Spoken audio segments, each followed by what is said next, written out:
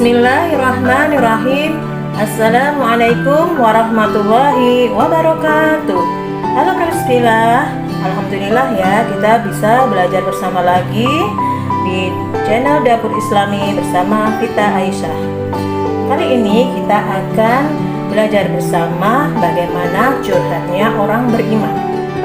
Priscilla, dalam kehidupan di dunia ini kita seringkali menghadapi masalah, dan masalah itu biasanya merupakan akibat dari kesalahan dan dosa-dosa kita yang dikehendaki Allah untuk terjadi pada diri kita. Bagaimana sebaiknya seorang muslim jika sedang menghadapi masalah kehidupan ini? Hal terpenting yang patut kita katakan adalah alhamdulillah ala kulli hal. Bersyukur di setiap kondisi bagaimanapun juga, susah atau senang. Husnudzan pada Allah, muhasabah diri, perbaiki kesalahan kita, perbaiki ibadah kita, dan terus berusaha menjadi muslim yang baik.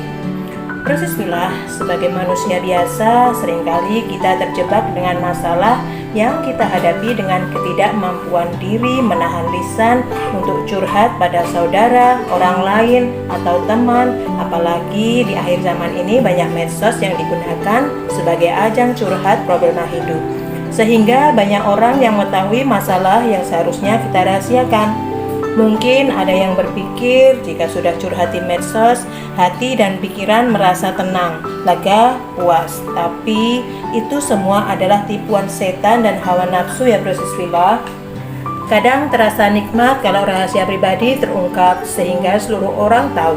Apalagi kalau curhatan itu menggembirakan, dikit-dikit posting story atau status. Seringkali kita tidak sadar jika kita posting hal yang menggembirakan, romantis akan membuat orang lain yang lemah imannya merasa iri, berkecil hati, kecewa, dan sedih. Sehingga mereka menuntut diri sendiri dan orang terdekatnya untuk menjadi seperti postingan orang lain yang dilihatnya. Jika tidak kesampaian, justru berakhir dengan masalah yang tambah pelik seperti perceraian, bunuh diri, perselingkuhan, perampokan, dan lain-lain. Na'udzubillah min dzalik ya. Mari kita rubah kebiasaan kita yang buruk dengan kebiasaan baik sesuai tuntunan Allah. Jika kita susah atau senang, cukup curhat pada Allah, karena hal itu merupakan bukti sabar dan syukur kita pada Allah, sehingga tidak perlu curhat pada orang lain. Jika kita belum mampu melakukannya, curhatlah pada orang-orang yang terpercaya yang bisa merahasiakan masalah kita dan memberikan solusi yang baik dan sesuai hukum-hukum Allah. Seperti sabda Rasulullah, barang siapa ketimpa kesusahan lalu mengeluh-ngeluhkannya kepada manusia, maka kesusahannya tidak akan tertutupi.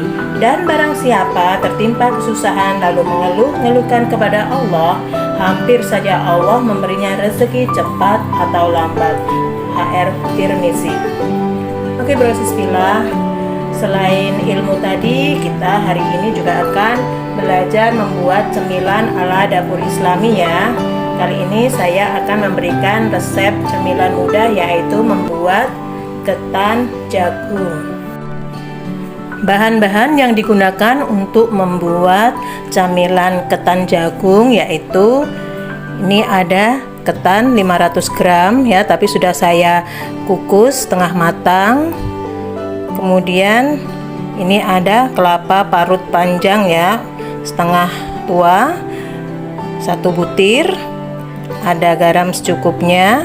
Kemudian ini ada 2 buah jagung yang sudah saya sisir ya. Oke Bismillah, mari kita campur semua bahan kecuali garam ya. Garam nanti kita masukkan setelah matang ya ketan jagungnya, baru kita aduk rata lagi, baru dicetak. Dan kita masukkan kelapa parut. Kelapanya kalau semakin banyak semakin gurih ya Bismillah, makin enak. Tapi kalau misalnya tidak punya kelapa terlalu banyak ya nggak apa-apa, secukupnya setengah butir juga oke. Jadi kita aduk rata dengan ketan yang sudah dikukus tadi ya. Kemudian nanti ini akan kita kukus ulang hingga kelapa dan jagungnya matang sempurna.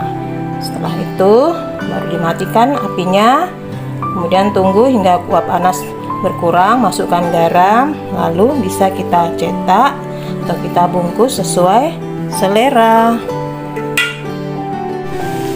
Oke, kita sudah masukkan ketan, jagung, dan kelapa ke dalam panci kukus. Kita masak sekitar 30 menit ya Brosisvilla, hingga semuanya matang sempurna. Oke, kita tutup. Kita tunggu hingga matang. Sambil menunggu, kita manfaatkan waktu luang kita untuk kegiatan-kegiatan yang bermanfaat ya. Berzikir, membersihkan rumah, membaca ayat suci Al-Quran, dan murotal. Jangan lupa untuk berwudu dahulu. Alhamdulillah, ketan jagungnya sudah jadi ya Brosisvilla. Masya Allah, cantik sekali ya. Mudah bukan membuatnya?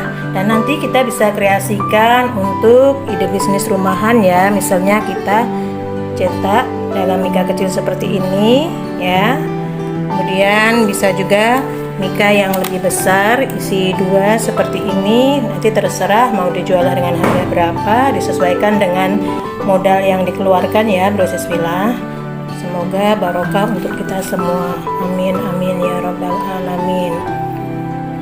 Oke Brosisvilla, perjumpaan hari ini cukup sekian dulu. Semoga Allah pertemukan kita di waktu yang barokah lainnya, dan kita diberikan selalu rahmat, ridha, hidayah, dan taufik dari Allah Subhanahu wa Ta'ala. Amin amin ya rabbal alamin. Thanks for watching. Mohon maaf lahir dan batin. Jazakumullah khairan katsiran. Wassalamualaikum warahmatullahi wabarakatuh.